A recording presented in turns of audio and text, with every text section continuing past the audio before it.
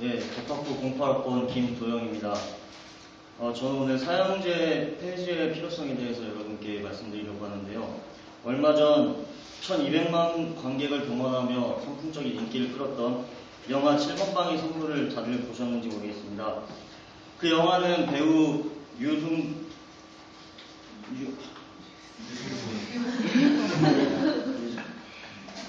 그 배우가 주인공을 한 이용구라는 6살 지능을 가진 사람이 등장하는데요.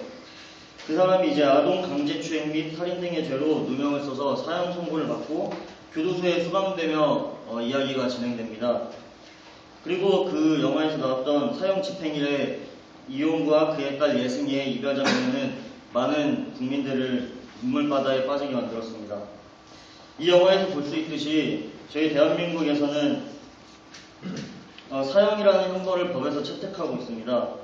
인터넷 포털 사이트 네이버 지식백과에 의하면 2012년을 기준으로 해서 전 세계 112개국의 나라가 사형제도를 폐지하고 있고요. 아직까지 사형제도를 시행하는 국가는 대한민국과 미국 등을 포함한 83개국 정도에 불과하다고 합니다. 대한민국은 1997년 이후 사형 집행을 시행하지 않고 있는데 이로 인해서 사실상 사형제도 폐지국으로 분류되기도 하지만 이미 세계 반 이상이 법으로 사형제도를 폐지하였고 계속해서 많은 나라가 사형제도를 폐지하고 있는 추세입니다.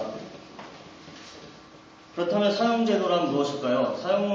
다들 아시겠지만 사형은 법정 최고형으로서 쉽게 말해 수용자의 목숨을 끊는 형벌입니다. 인간의 판단으로 인해서 같은 인간의 가장 본질적이고 중요한 요소인 생명을 박탈한다는 점에서 동서고금을 막론하고 그에 대한 찬성 의견과 반대 의견이 첨예하게 대립하고 있습니다. 이러한 사형제도의 존치와 폐지에 대해서 가장 첨예하게 대립하고 있는 분야가 바로 법학 분야인데요. 저를 비롯하여 법학 공부를 하고 있는 많은 학생들이 이 부분에 대해서 이 주제를 가지고 장시간 논쟁을 하는 등 견해가 굉장히 많이 대립되고 있습니다. 저는 이 사형제도에 대해서 폐지를 해야 한다고 생각합니다. 그에 대해서 크게 두 가지 이유를 들어서 여러분께 이 자리에서 말씀드리려고 합니다. 먼저 사형 집행 후 오판에 의한 사형이라는 것이 밝혀졌을 경우 그것을 회복할 방법이 없으며 또한 의도된 오판을 통해서 사형이 집행되는 경우가 생겨날 수 있기 때문입니다. 또한 인간의 존엄과 가치에 대해 규정하고 있는 헌법 제10조에 위반될 소지가 다분하기 때문입니다. 그럼 먼저 오판으로 인한 사형 집행과 의도된 오판에 의한 사형 집행의 사례에 대해 한번 살펴보겠습니다. 앞서 언급한 바와 같이 사형이란 인간의 생명을 박탈하는 형벌입니다. 하지만 이 형벌을 결정하고 집행하는 것 또한 인간이기 때문에 오판에 의한 사형이 이루어질 가능성이 큽니다. 사형이 집행 후 오판이 밝혀지더라 하더라도 이미 사망한 사람에 대해서는 돌이킬 수 없는 강을 건넜고 그걸 회복할 수 있는 방법 또한 없습니다. 아까 말씀드렸던 영화 7번 방의 선물의 주인공과 같은 인물이 저희 실생활에서도 발생할 가능성이 굉장히 크다는 것입니다. 하지만 의도되지 않은 오판보다 더 무서운 것은 바로 의도된 오판에 의한 사형 집행입니다. 역사적으로도 이 의도된 오판에 의한 사형이 있었는데요. 이 중 몇 가지만 살펴보면 첫째로 독립운동가이자 유력한 대통령 후보였던 고 조봉암 선생님 사건이 있습니다.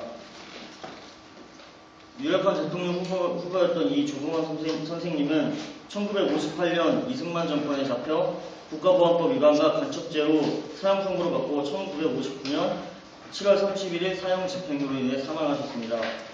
하지만 2011년 재심에 의해서 무죄 선고를 받았으며 두 번째 과거 판례에 따르면 1947년 4월 군사정권에 맞서 학생 벌기가 일어나자 중앙정보부는 국가보안법 위반을 이유로 24명을 구속 기소했으며 8명을 사형하였습니다. 그럼 다음으로 위헌 가능성에 대해 살펴보겠습니다. 헌법 10조에서 인간의 존엄과 가치를 규정하고 있는데요. 사형은 사람의 생명을 앗아간다는 점에 있어서 이 인간의 존엄과 가치에 위반하는 위헌 가능성이 농후한 제도라고 할 수 있습니다. 그럼 끝으로 결론을 말씀드리겠습니다. 앞서 본 바와 같이 세계적으로 폐지되고 있고 인간이 인간의 판단으로 인간의 본질적인 요소인 생명을 박탈한다는 점에 대해